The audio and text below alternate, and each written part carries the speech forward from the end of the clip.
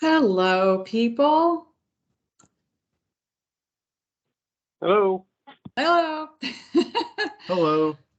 Hello. So, Mark, thank you very much. I saw that you already kicked us off this evening by sending out some reminders about homework. I think it was homework and some other things.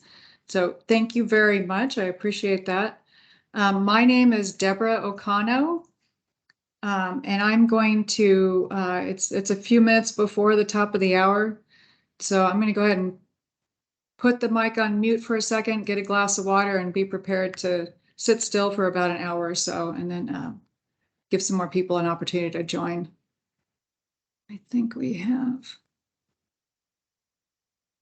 Yeah, I see we only have 16 people so far. I think normally we have in excess of about 40 people, almost 50 or so.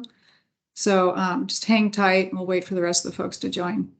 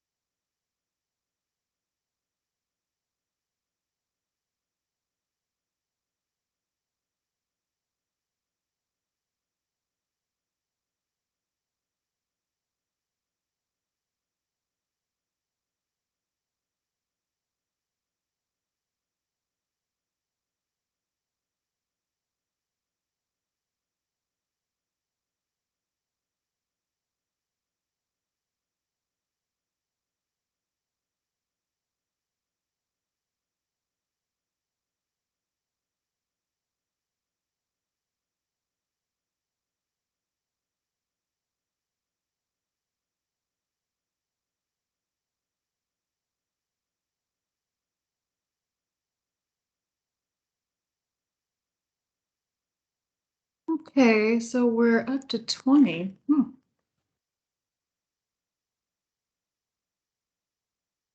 People are.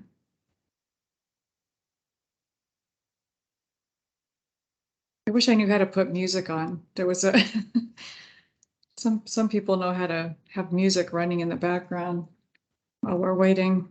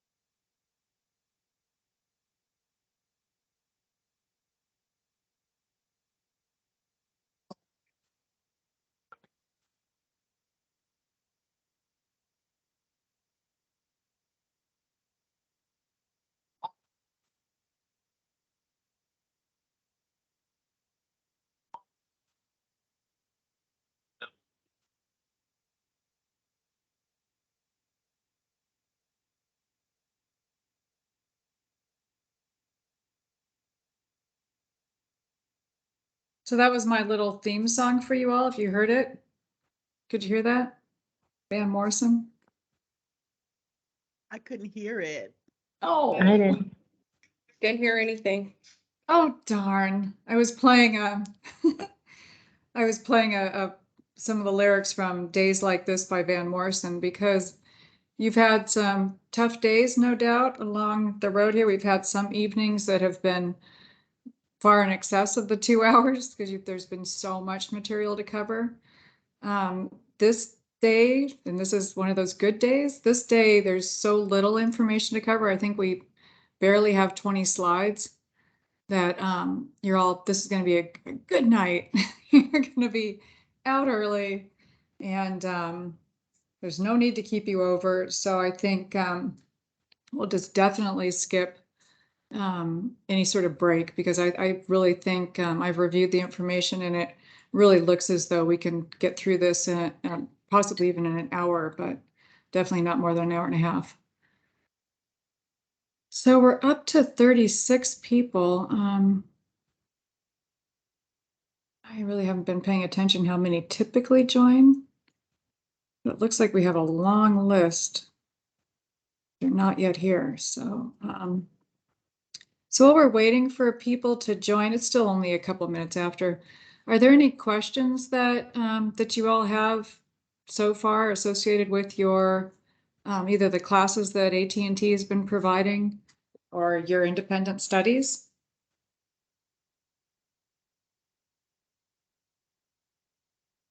Sounds I know good. personally I'm going to have to go over doing some of our calculations. So the more I go over them, the more I pick up. You know, I might pick up a little piece here and there. So I think I personally need to study those more and to take some more practice questions on those. Yeah, if there are some practice questions, that certainly would be helpful. But yeah, I think people in the past, I think one of the recommendations was to have pencil and paper and a calculator and all kinds of. When I took the test, there weren't any questions about calculating anything that one couldn't do in your head. I think again, it's more importantly, it's get to what the real question is. I mean, sometimes it might sound like a math problem, but if you read the question enough times, it may just be asking, what method would be best. I mean, I guess it's going to depend, but I don't recall any significant math. We did encounter a few, what's it called? Critical path method questions and measuring float, and can't remember if it was float or free float, but there was a question about that, but it didn't require any, in-depth calculation of any kind because, we were talking about 2 days versus 3 days versus 4 days. I mean, it wasn't right. And there may have been one about optimistic, pessimistic, and most likely, but again, that's not a detailed I don't recall any really tough calculations of any kind. But yeah, the more you know about all of these concepts and the more you contextualize them, the better you're going to do on the test overall. So, and it's all good information. It's hard to know where to focus. Just know everything. Yeah, just know everything. Deborah, I have a question. Sure, Dana. Will these could these class hours go towards the CAPM? Gosh, I'm sorry. That's not a question that I know the answer to. I'm happy to take it down. Okay. CAPO. CAPM, the Certified Associate in Project Management. Oh, okay. Better get a pencil.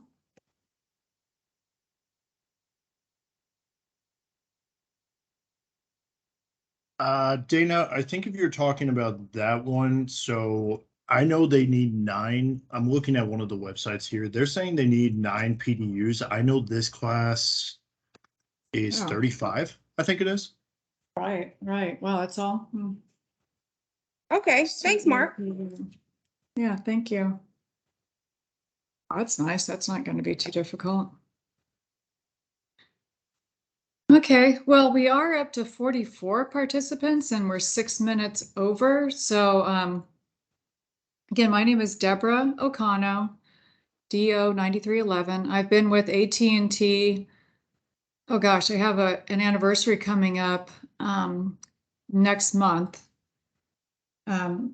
So I think I think this is going to be 20 years. I'm pretty sure. Because I remember last year when people were talking about retiring to maintain the insurance benefits and other things. I didn't quite make it. I was a year short. So, and not that I plan on going anywhere anytime soon. So 20 years of service with AT&T. My first 3 years were in Los Angeles with Los Angeles Cellular, prior to Los Angeles Cellular becoming AT&T Wireless Services. And before AT&T Wireless, I think Wireless Services went after we went digital. So I started with the company when we were analog.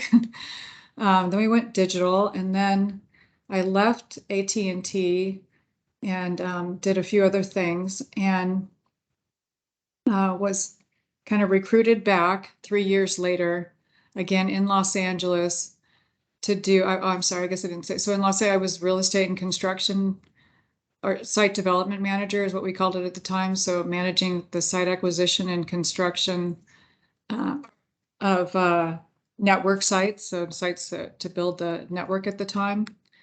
And then left for a while, came back, and really forward planning and government relations. At that time, LA Cellular was trying to get ahead of real estate developers and build wireless facilities before new master plan communities were constructed. So that was really kind of fun until we way overspent. Some people lost their job, and I ended up in property management and regulatory compliance. So from the best thing ever to the worst thing ever. So he's the woman that recruited me back. I told her it was such a major bait and switch. But so anyway, so I did real estate, property management, and environmental and regulatory compliance for several years before moving to a national position, negotiating contracts for indoor distributed antenna systems. And so originally, we didn't have distributed antenna systems in large public venues like stadiums and arenas, et cetera, high-rise hotels. So our job was to build wireless distributed antenna systems, wireless networks inside large public venues, and I negotiated the contracts for those installations. Then I transitioned to what did I do after that? Oh, and now I'm in, I think this is the next step. Now I'm in a national role to negotiate real estate contracts for our tower sites, basically all of our network sites. And the objective is to reduce our rent and lease expense, which is a little out of control when compared to what our revenue is today. So our rent and lease forecast, the budget was growing by double digits, over 10% annually, which is not sustainable given where revenue has dropped. So our team is trying to get that down to, 2 or 3% year over year. So I'd say we're about 5 years into it, and we're really getting, I think now we're in the 5 to 6% range, which is just amazing. So that's what I do. So tonight, I guess if there aren't any other questions, we do have 50 people, so I think that's what we expected, in about that range. I'll go ahead, and I don't have anyone helping tonight, so if you have a question, it's probably better to just break in and ask your question. And then I do tend to talk a little bit fast, so feel free to, I'll stop and take a pause and ask if there are any questions, and just encourage you to do so we don't just have to listen to me talk all night. I'm looking right now, I see that there's some chat, but it looks like it's all taken care of. Thank you, Mark. It doesn't look like there are any questions here. So I'm going to close the chat and go into the slides and encourage you to ask questions if you have any. So here we go. Make this bigger. Oh. Oops. Oh, got it. Does anybody know how when you go to presentation mode to start where you were? It's gonna make me start. So go to slideshow real quick, Deborah. Go to Right. the slideshow section. It's on the right there. Don't go to the top thing. Oh, don't go to the. Yeah, there's a little tab there that says slideshow. Go to your right. It says slideshow underneath it. You'll see it next to animation and record. Oh, down here. Yes. Yeah. You should be able to say from current slide, and then it should be able to record, like go to whatever slide you're presenting at that point. No, unfortunately, it already reset it, darn it. Okay, I'll do that again. So let's do that again. So we'll start down here. So we're gonna go from 153 to this slide. So start from here. Ta-da! Thank you. Okay, you're so helpful in so many ways. Appreciate it. Okay, so tonight we're going to talk about planning and managing the quality of deliverables. Pretty straightforward, pretty single topic. Like I said, we should probably complete it within an hour.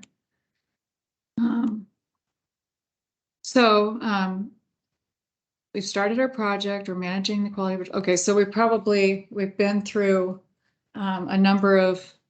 We've talked about our methods. We've talked about our schedule. We've talked about scope.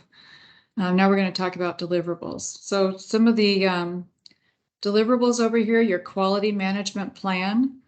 This is a component of your project management plan. There are some of your inputs, outputs is another way of referring to these, are your quality metrics. How are we going to measure our quality of the project or the product? And then our quality assurance is, how are we going to assure that a certain level of quality is being met?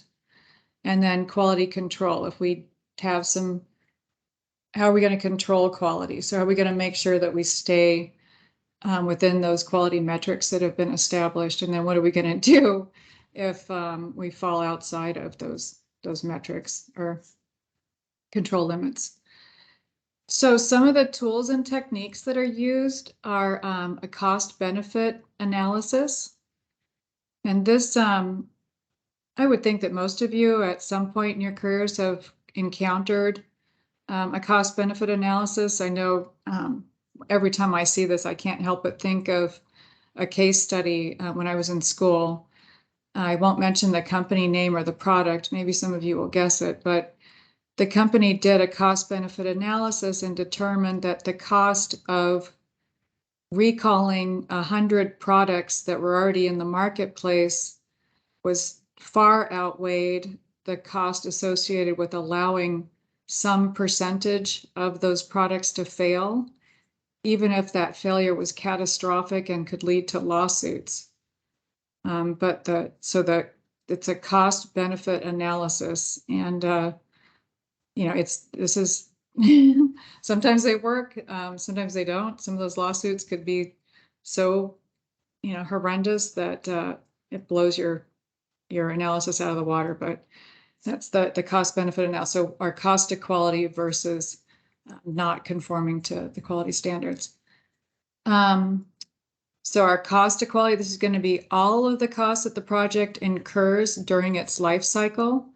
So this is the cost that's associated with conforming to the quality standards, not conforming to the quality standards, and then what happens if you have to rework. Benchmarking, pretty common tool. What are we going to benchmark to? An industry standard or an organizational standard? What is our benchmark? Quality audits. Again, let's inspect what we expect, make sure that we're performing as expected. The process analysis. How are we going to measure quality? We'll talk about a few tools to do that. How are we going to just verify our deliverables, make sure that they're accepted by the customer, and then other quality measurement tools that are used. So we'll get into this. So here's your definition of quality.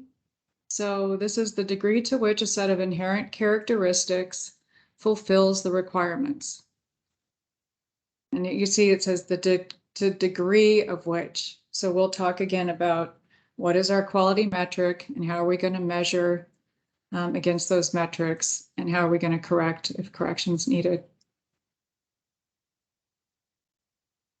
So for quality standards and regulation, now this is something that was on my test, the difference between a standard and a regulation. This is something that was on my test, but I did take the test maybe 6 years ago. I think it was PMBOK 5 or 5. So, but I would expect that you'll have some questions related to this. So a standard is a document that's established by an authority. Typically it's voluntary. It's not, it's a voluntary compliance. Whereas a regulation is something that's established by a governmental, it's a governmental body or authority. So this is a mandate, you have mandated compliance here. So the biggest thing to kind of focus on is a standard could be established by an organization, an authority, maybe by general consent with your stakeholder, but a regulation is government mandated. There's this would be, if you can think about AT&T, we're heavily regulated, and one of those regulating bodies is the FCC.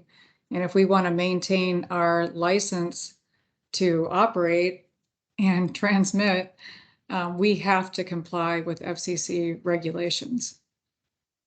So under regulations, you have de facto regulations. So these might be sort of just generally used. They're widely accepted. They're not required necessarily. When they become so regularly used or recognized, then they become a de jure regulation. So if you can think de facto, kind of just broadly, widely used, and then when they, like a critical path method for a construction project is really a de jure regulation at this point, right? It's a recognized way to manage performance. And then under, this would be more of a standard, you have ISO 9000 series. You probably, if you've purchased, I don't know, light bulbs or different things, you'll probably, if you haven't already, maybe now you'll notice it as part of your vernacular, but you'll often see ISO 9000 stamped on a product. Or it could also apply to a service or a process.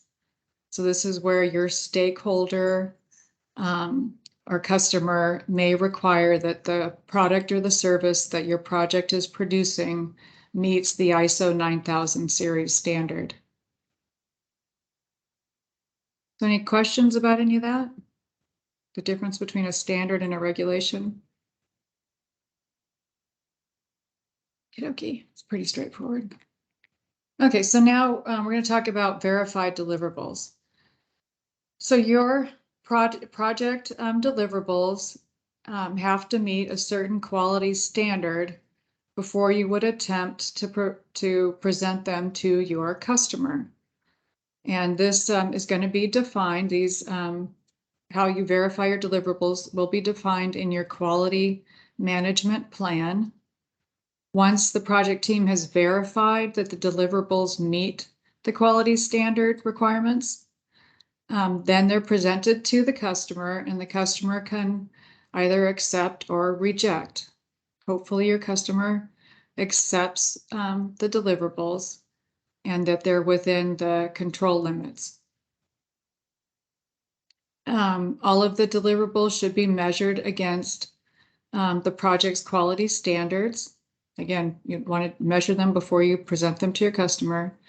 And then if the product is falling outside of the acceptable control limits, then you'll need to implement corrections and controls to make sure that the quality standards are met in the future, or that they at least fall within the acceptable ranges.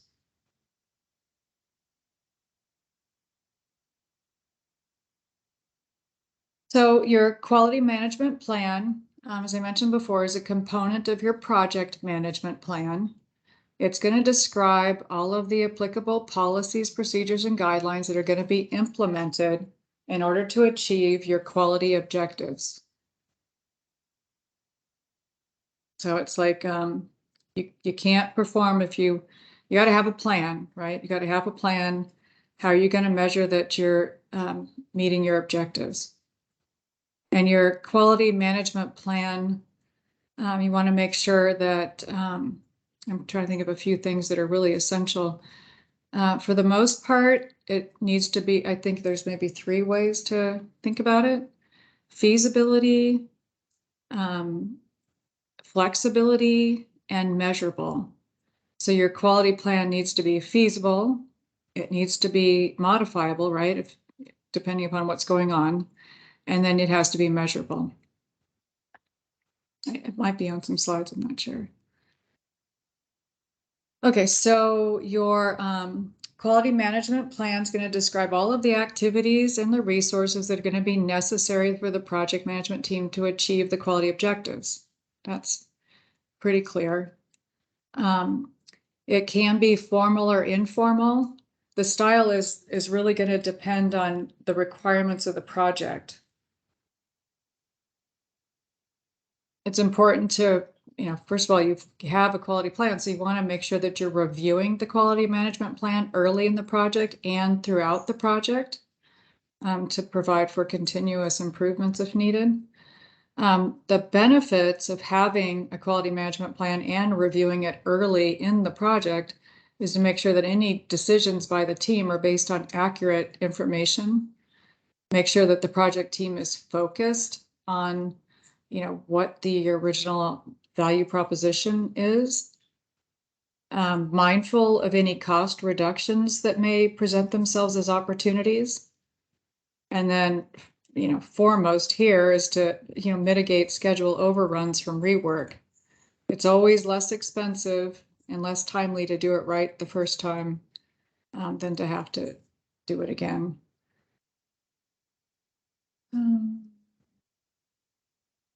Okay, so speaking of costs, the cost of quality, again, is going to be all of the costs that are incurred over the entire life of the project. The costs are going to include any preventative action that may be needed due to non-conformance. You're going to be appraising the quality of that product or service for conformance. And then there are any costs associated with the project's failure to meet the requirements. So you have a number of you have 3 different categories here. You have the cost of conformance, the cost of non-conformance, which includes, well, I guess appraisals would be in the middle. So you've got the cost of conformance, appraising conformance, and then the cost of non-conformance, which is going to include corrective action or rework.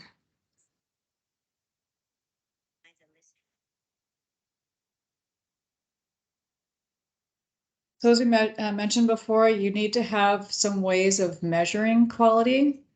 So you, early on in the project, in your quality management plan, you're going to establish the quality metrics and describe how the project or the product attributes are going to be measured. And along with that, you'll establish some sort of tolerance. So as this little depiction shows here, you may have a range or a percentage. If you have to produce 1,000 widgets, maybe 10% will be accepted by the customer as failures. Maybe that tolerance is 1%. Or maybe you have a range of, what could a good example of a range be? If it's a product that has some sort of measurement associated with it, you might establish a range. So if just say it's supposed to be 95 is the measurement or the metric, and you're allowed to deviate from that control limit of 95 to 5% one way or the other, or 5. points, I guess I should, points of deviation. So maybe you can, products will still be accepted if they're at 90, will still be accepted if they're at 100. But you can't go below 90 and you can't go above 100. Anyway, y'all get the idea of what a tolerance is. So in order to make sure, again, that we're actually, we need to inspect what we expect. So to make sure, sometimes we're going to have quality audits. A quality audit, something that this particular definition wants to point out, is that it's an independent process. So it's a structured, independent process to determine if the project activities comply with the organizational and project policies. So this isn't an internal audit. It's not, informal. This is a structured, independent process. So again, always be thinking about PMI definitions, not AT&T.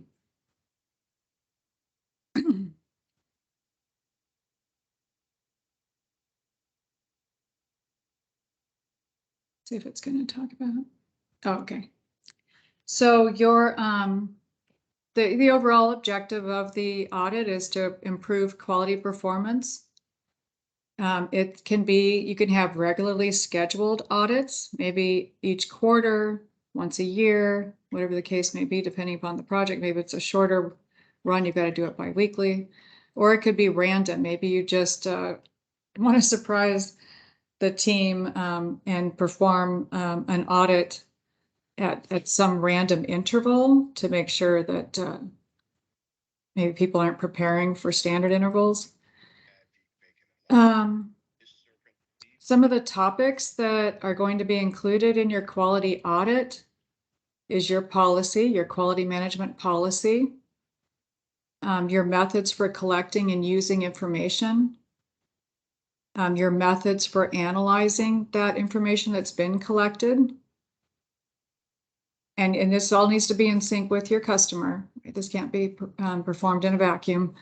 What is the overall cost of quality during the project life cycle? So maybe you're measuring at certain intervals to make sure you're not getting too far off track, or falling below your proposed cost. Maybe you're not performing an audit when you should, or something. If you're seeing that you're not spending as much on quality, it could be a good thing.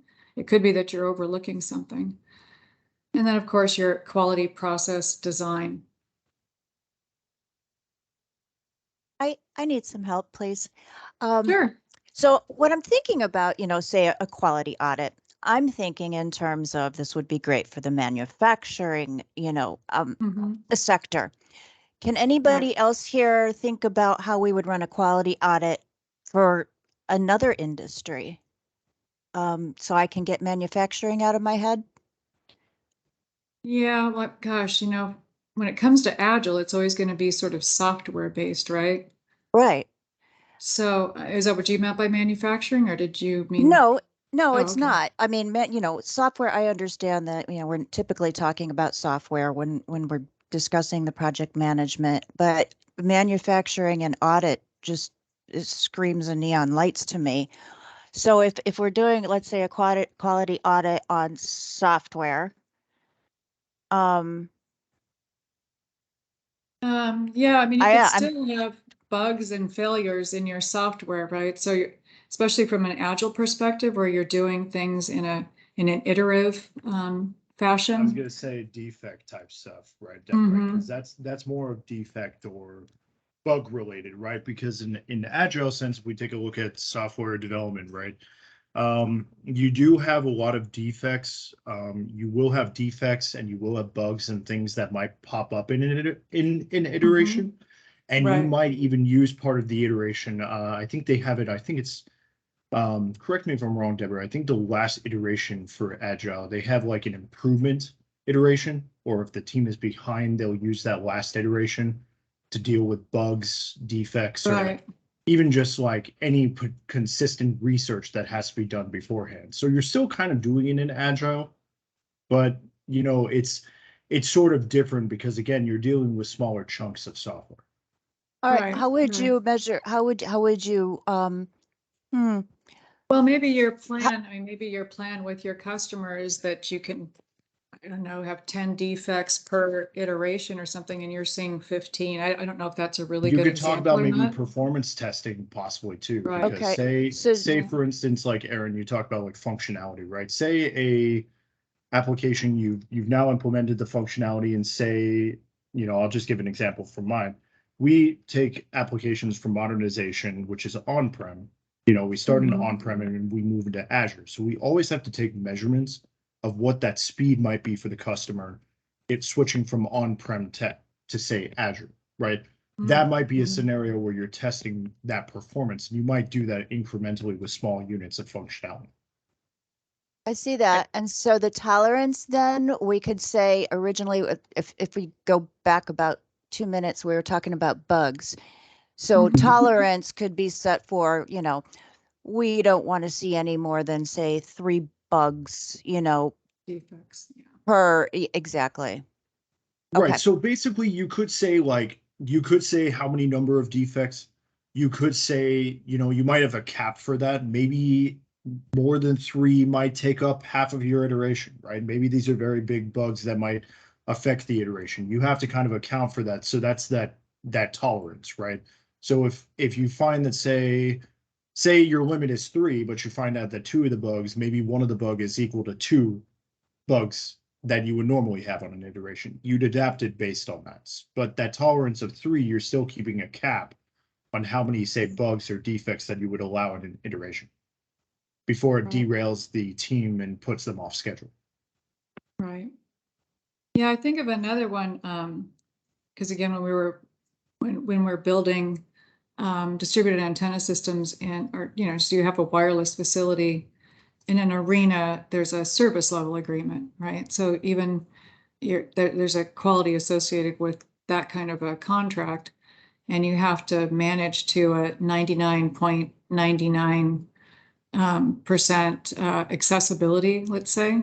So those subscribers in that arena have to be able to access the wireless network 99.9% at 99% of the time versus 99.999.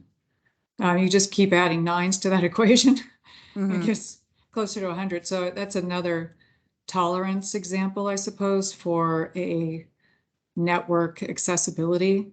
Another So one again, that whether might it's a be service or a software product or a widget. So would you run a quality audit against a benchmark? Oh, yeah, absolutely. Yeah, Yeah, that would Okay. of definitely be the course. benchmark, Especially if you're 99.99. talking Aaron like performance type stuff or UAT as an example, just from software related like user acceptance testing or performance, you will definitely compare against a benchmark, right? Because a lot of the time, like with performance as an example, if an application's moving over to a cloud, for instance, right? A lot of the time there will be a latency or like a delay between what you have in an on-prem resource versus what you have in, say, the cloud, as an example. And you have to kind of account for that. So that's why you might even take a benchmark from that on-prem environment and say, okay, this is my benchmark for the speed that I need in Azure. And say if it goes Right. over that or something like that, you'd have to kind of figure out how to tweak it to get down to those speeds, especially if we're talking something that's customer facing, because that's UAT comes into effect very much when you're dealing with customers. All right, so let's say we're building something brand new or we don't have a baseline for that, then what? Well, remember, we put together a project management plan, and as a part of that, we put together a quality management plan. So we're going to be measuring, we've established those baselines and those benchmarks in our quality management plan. And that's like expert judgment. And correct me if I'm wrong, Deborah. That might be stuff that Oh, when you built the plan, industry related or expert judgment, yeah. Yeah, that's what I was gonna say. It's more like expert judgment related, or you might tap on the shoulder of people. Maybe you did like interviews with certain folks within the organization. Maybe you talked to the experts. You'll get some sort of benchmark for that, Aaron. And that's why the quality metrics would be the first thing you would incorporate. And that's, correct me if I'm wrong, Deborah, I think that's in the beginning of the life cycle. I think it gets revisited every so often, right? Like if there's Yeah, changes in the that's, quality metrics. Yeah, that's what I was just mentioning. Yeah, that your quality plan should be it should be God, what did I just say? It's early. We Yeah, have to review first it of all, you're early gonna in the have it project. early, but that it has to be flexible to some extent, and that it has to be you have to measurable, obviously, but that also you may have to change it. Yeah, I was going to say, Aaron, remember a lot of these plans that start in the beginning, right? You will be modifying it throughout the life of the project. So if quality metrics change, or maybe a baseline changes or something like that, you're going to have to go back and make that change to the quality management plan to account for that. So if you want to make a change to the quality management plan, don't you have to sit down with the customer and discuss that first? Yes, that's correct. Yeah, like any other change. Yeah, Mhm. yeah. Yep. Like Okay. any other. Yeah. Yeah, because Okay. when we first established these, any of these management, any plan, right? A plan is always our best, our best effort, Right. based upon industry standards or organizational standards or whatever standard. But The yeah, optimistic unfortunately, one. optimistic one. And then you have the most probable, and then you have your pessimistic. Right. So, yeah. Well, hopefully not too optimistic. Hopefully a lot of good research was done. So anyway, so we talked about our quality audits. So managing quality. So I think we might start to get into some of the questions that you had. So again, whether we're going to conduct these audits regularly or randomly, they need to be conducted by qualified auditors. So again, this is not in PMBOK world, this is not an internal audit. And then you want to use more than one quality assurance tool or technique to determine if there are any causes of quality, or if there are any problems in the product or the service or the system. So using more than one tool, which will help you contrast and compare probably. And then also it'll identify, or when you're managing quality, the point is to identify and implement any corrective action that may be needed, because they're always going to be continually focused on improving effectiveness and improving efficiency. So we'll get into this in more detail. It looks like someone had a question in the chat. I just wanted to let you know. Oh.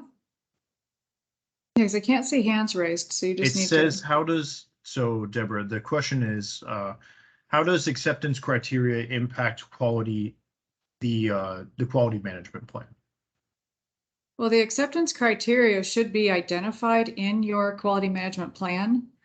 Because again, you're going to have, we talked about the deliverables and that they have to meet certain standards. And so, oh gosh, what was the question? Oh, acceptance criteria. So that when you're not wanting to present these deliverables to the customer and have them just, say, no, I'm not accepting.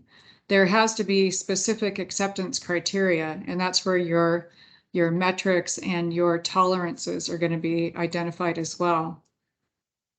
So, an example I can think of is when somebody constructs a cell site for us and they've installed our wireless equipment on a structure of some sort, there is a certain acceptance criteria. That site has to meet certain criteria before AT&T will accept it as complete. And I think we'll talk about what happens if the acceptance criteria isn't met. Because again, you could have tolerances on that. Maybe you want to accept it if it's performing to 90% of what was expected, just because you want to get some service out there to subscribers. Maybe you just cannot accept it unless it's 100%. And it could be, I don't know, if we're talking about wireless services, really basic acceptance criteria I'm thinking of is you have a contractor install a piece of equipment in your home, and then that equipment's only performing, like every time you turn it on, it's only performing 50% of the time. It's like, well, that does not meet my acceptance criteria. I want that product to perform every single time I turn it on. So I don't know if that's a good example, but that's an example of Another acceptance example might criteria. be what, and I'll just give an agile term. Okay, Agile please do. Agile has at the end of it what are called demos. Generally, what will happen at the end of the iterations, I would say not necessarily iterations, but even at the end of a PI, they'll do a demo on all of that stuff, and you might get acceptance criteria. And say the stakeholder comes back to you and says, this doesn't meet my, my acceptance criteria.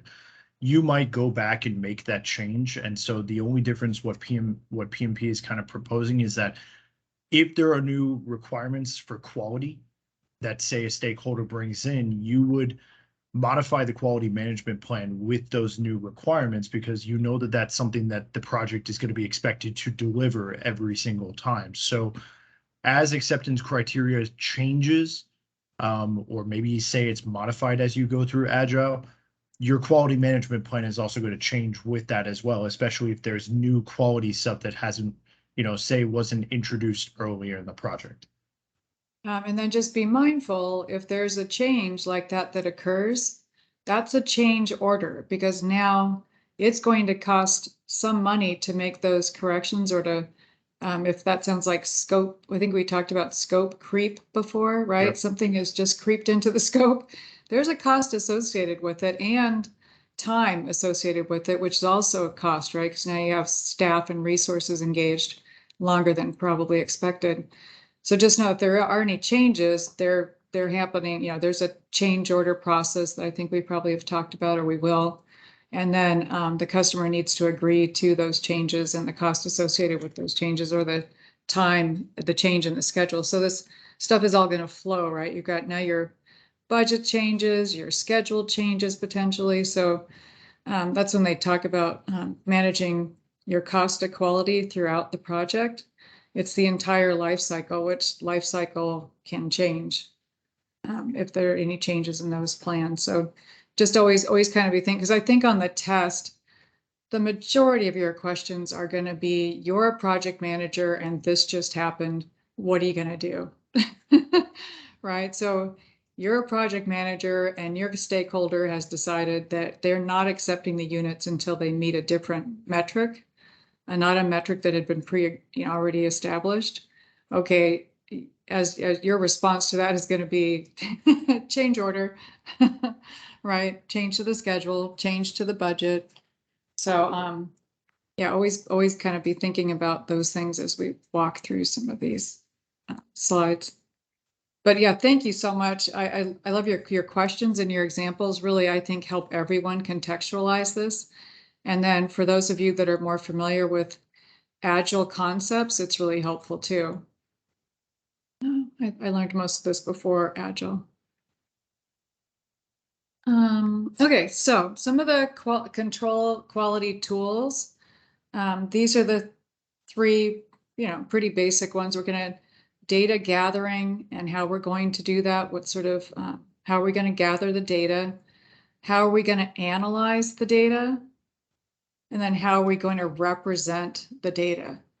And so this will all be, again, part of your quality management plan. Hopefully you've already established some checklists or check sheets.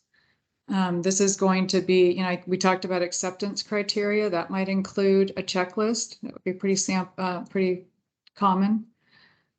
Statistical sampling, how much of a population is how much of a population needs to be sampled in order to use the sample to make certain assumptions about the population. So if you have 1,000 widgets and you're only going to look at how 10 perform, that may not be an acceptable sampling, especially if you have high error or defects. And then questionnaires and surveys, we've talked about these probably before. This is a great way to query a large number of people for feedback, even if the folks are widely dispersed, because this can be formed really quickly. So if you're trying to collect a lot of data to survey quality, this would be a great way to do it.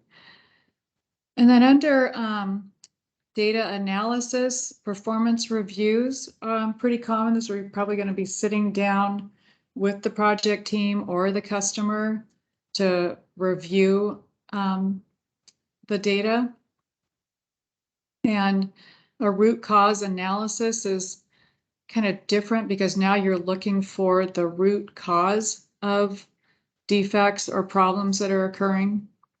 So those are very different methods of analyzing the data. And then how are you going to represent the data? And maybe this has been determined at some point, maybe it's in your quality management plan as well, or, you know, a cause and effect diagram. I think I mentioned it before that they suggest using 2 different methods. So a cause and effect diagram is going to give you the root cause of a problem. What is the main issue? And you have the ability to trace it back, right? If you're experiencing problems at step 10, a root cause analysis will be able for you to trace that problem back to where it's actually being triggered, and it could be at step 2, right? So that's helpful for that. A control chart is going to show you how far within the control limits the product is. Are you a lot above the line, below the line? Are we within the acceptable control limits? Histogram is probably best if you're trying to look for a trend. If you have something that's predictable and maybe you're looking for stability, again, something that's probably, if you're looking for the frequency of something. And then a scatter diagram, again, that's going to show you where you are within the control limits. These might go into greater, I think we have some examples. Oh, sorry, I have some redundants here. So yeah, your questionnaires and surveys, these are written down. Works well if you're looking for a large number of respondents. And then, of course, quick turnaround too, and great for folks that are geographically dispersed. So we talked about that. The check sheet. So I think of like again, I mentioned acceptance criteria. Another one I'm thinking of like a punch list. You know, if you've completed something, but it's not 100%, but you want to accept it perhaps. But you also want to make sure that certain items are corrected. I think of like a punch list that will capture everything that needs to be done, but within some time frame, so that when you accept the product early, you know that that other work is going to be done. They're a more structured tool, and they're more component specific because, again, it's a checklist. It's going to have all of the items that need to be completed within a certain and meeting certain requirements. This is great for organizing all of the data. So if you're looking for where this quality problem is, you'll have a checklist. So this is show you the frequency again of errors. And then statistical sampling, like I mentioned before, what's an appropriate part of the population to query, so that you can make certain assumptions about the entire population. I love statistical sampling. Obviously, you know, you're going to miss some things, but if you need to make certain assumptions quickly and you don't have time to look at 1,000 widgets, but you can look at 20, this is really helpful. Downstairs. Is that a question or somebody just? Okay. So, so a couple of ways to analyze data are the performance reviews we talked about. And so there's some recognized methods for this, the critical chain method being one of them. Earned value management, we've talked about before, EVM. Trend analysis is great. Where can we see where the trends are? And then, of course, widely recognized the critical path method. So if you're sitting down and looking to analyze actual performance, these are the recognized ways to do that. And again, I think, Aaron, you mentioned benchmarking. This would be a way of benchmarking. You're measuring against your baseline. And then a root cause analysis, pretty different because now you're looking for the root cause of failures. And pretty commonly used is this the fishbone diagram, a scatter diagram, or a Pareto chart. And I'm sure we have examples of that coming up. So again, if you're looking to pinpoint exactly what's going on and then trace it back, you want to where it's being triggered, this root cause analysis is your way to proceed. Okay, great. So here's your cause and effect diagram. Remember that this is also referred to as Ishikawa, fishbone, or YY. I'm really certain that Ishikawa was on the test and I did not remember what it was referring to. So, just now it bothers. Now I think of, when I think of Ishikawa, I hope I'm not being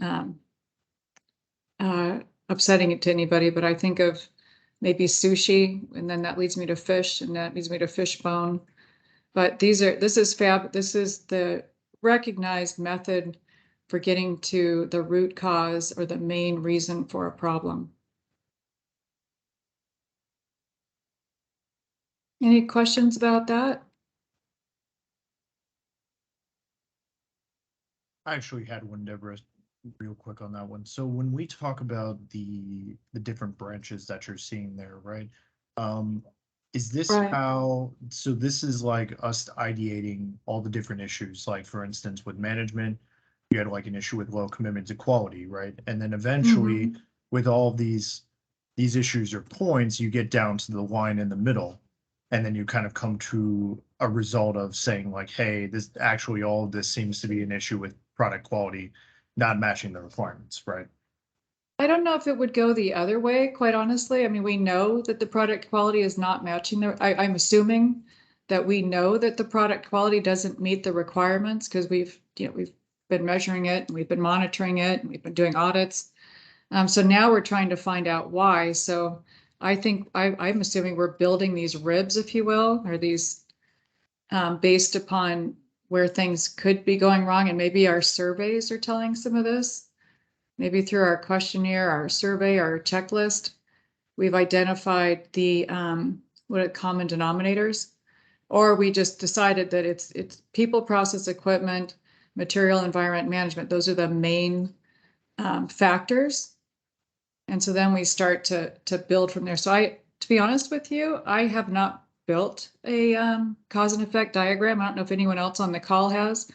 If we start in the middle or if we start if we start in the ribs, I don't know. I have done, this is Karen, I have done a number of these years ago when I was going through my certification for Black Belt. You actually start like at the higher level where you have your larger branches, like for instance, people and process. You start to list what are the possibilities that could impact your product or that would have an impact to your product. And then these smaller lines or branches or bones would be the areas under those larger categories where you really start to break it down. And then this is where you would start to look at setting your quality measurements and things like that as you go through the project. For example, like you have people listed here, lack of training, workers fatigue, and this could go on to other areas. And this is also part of a brainstorming for you to really break out and get to the point, the root cause, and then actually being able to set up tracking or some sort of quality metrics. Are you impacting those numbers or not as you go through your project development or completion? But you would start on other parts and then you would break down. It would be like a brainstorming exercise, the larger category, and then you start breaking the categories down, those smaller bones in between. Oh, okay. So yeah, it says that you've got a problem statement that identifies. So I think so you've got that's to the yeah. right, actually. So it looks like you start from the right on product quality, and then what you're doing is you're breaking down into each branch of the Mhm. different areas of say the issue, say equipment. These are some of the issues that are the issues with product quality, low maintenance, old technology, and proper handling. And then you go to process, what impacts, or what's that product quality not matching the requirements, where you're seeing that in process, and then people, material, environment, and management, and so on and so forth. Yeah. This would be good for risk management. Yeah. Well, a part of your quality plan, I think we talked about it, is risk management as well, right? And that's the So, risk registrar and all that stuff, where you have to update Oh, the risk yeah. register and all that information too. right. Again, it's all connected. But yeah, because I look at this and I think, well, maybe we got some of the information in these bones from a survey, but maybe not. Maybe we just started with a problem statement and then we're making assumptions that these are some of the things that might be going on. So regardless, I mean, it's a great tool to get to the root cause of a problem. I think that's the primary takeaway for the exam. And these are, again, I think I've maybe mentioned it. I don't remember if I've even done any instructing yet in this session, but the more you contextualize this, the better. So if you can even, this is all about PMI, but it doesn't mean you can't use these tools and techniques in your positions as project managers today, or whatever, it may be. If you're trying to solve a problem at your church, that if your food drives never quite come off the way you want them to, maybe you can sit and prepare a fishbone diagram to come to the root cause of what's going on. But it's just great to use these tools and think about the use of these tools in order to contextualize the information. So here's the scatter diagram. I really love these. I love where you've got, some characteristic on the x-axis versus the characteristic on the y.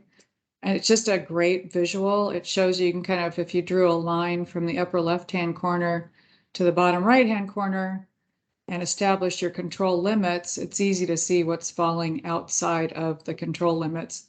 And then that might be your statistical sample. Those outliers may provide your statistical sampling opportunities. Maybe you don't need to necessarily look at the statistic or sample those that are within the control limits. You'll want to look at what's outside the control limits. Now you know how to focus on those data points. So yeah, I think that's about it for that one. And again, another way of representing the data is in a control chart. And I don't know if I mentioned it earlier, but the whole point of representing data in these different charts and graphs is to, first and foremost, we're always looking to improve processes and performance, but also we want to have full transparency and able to communicate as easily as efficiently as possible. And I think nothing communicates a process or a product or the quality of those two things as well as a chart. I mean, it's great to have a visual. So this graphic display is giving you the project data, again, compared to certain control limits. So you see the upper line, the orange line there, and the orange line on the bottom, and you've got your dotted line in the middle. And so your control limit is the lighter blue lines. And we've exceeded the specification limit over here on the right. Fortunately, we haven't fallen too far below the line on the control limits at the bottom. So this gives you visibility where corrective actions could prevent further problems. And this is a great way of representing data if you're working with repetitive processes that have predictable results. So that's your control chart. The Pareto chart is more of, also referred to as a histogram, is used to rank causes of problems in a hierarchical format. So you see it's used for a very different reason. So this is going to help you determine what's happening most frequently, whether it's a defect or a complaint or some other factor that affects quality. So what are the most frequent offenders, and how frequently do they occur? This is going to not, this obviously is not going to help you define the root cause of a problem. So again, there's different ways to represent data depending upon what it is you're trying to represent to the stakeholders or the project team. Let's see. Okay. So when it comes to controlling product quality, talked about before, these are some of the guidelines that are offered here, and you'll want to be familiar with. We talked about looking for defects often and frequently throughout, during the entire project life cycle. And then depending upon what sort of problems you're trying to solve for, if you're looking for the root cause of a problem, we looked at that brainstorming tool, the Ishikawa or the fishbone. You might use a Pareto diagram to determine what would be most effective. Those control charts that show us how much variability there is to a certain process or on the project over some amount of time. And then obviously the whole point here is to identify ways to eliminate unsatisfactory results. And it mentions here using flow charts to identify redundancies or missteps. We talked about the checklist as a way to avoid missteps or work that hasn't been completed. And then if we do need to take corrective or preventative action, this will enable us to initiate process adjustments. And then as I talked about, you want to continually monitor, measure, and adjust quality throughout the project lifecycle.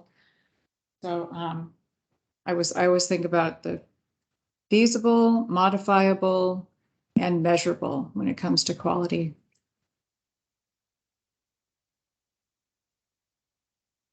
Oh my gosh. See, that's it. I can't believe that's it. Or what time is it? Let's see. Yeah, it's 4 o'clock. Right on time. So did I go too fast? Are there any questions? Anything you want to go back over and through?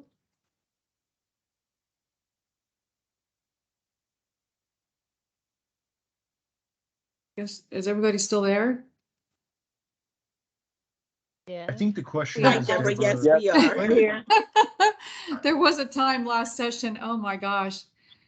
I talked for 15 minutes before I realized that I was on mute. And I couldn't see the chat, and people were chatting. We can't hear you. We can't. So I'm sorry. I just got a little concerned when nobody was making any noise there. So there was a question mark or a Yes. statement? I did. So I had a question about with like control charts and Pareto and all these different charts. Are there certain scenarios that you would say use like a fishbone over like say a Pareto, or are there any particular use case scenarios you would say kind of where those would be properly used? Yeah. Like I said, if you're looking for the root cause of a problem, this Pareto chart's not necessarily going to help you. This is going to show you the frequency, right? That issues are occurring and what most commonly is going wrong. But if you're looking for the root cause, you really need to use a cause and effect diagram.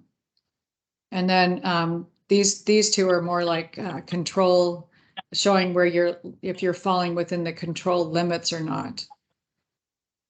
So yeah, I think if you think about how you want to represent data, you want to make sure that you don't use the wrong representation either and aggravate your stakeholders. Because again, the main objective in representing the data that you collect with regard to quality is to improve quality and efficiency and to provide transparency and understanding. So these are, all of these different methods for representing data are available to you to make sure that we have transparency and the opportunity to make corrective action if needed. Did that answer your question? Yes, it did. Thank you, Deborah. Okay, thank you, Mark. So yeah, there's really kind of basic stuff in here. But a lot of great tools. So again, if you have the opportunity as a project manager or in your role today with AT&T to play around with some of these tools, I think it would be really helpful and productive. And again, I think I've covered everything that I recall being on the test. Always be thinking as you're reading through this stuff, you're a project manager, what are you going to do next? This has just happened, and what are you going to do? And when you're reading the questions on the test, it might be a paragraph, but there somewhere in there is, you're a project manager, this has just happened, what are you going to do? All right. Any other questions before I let you all go?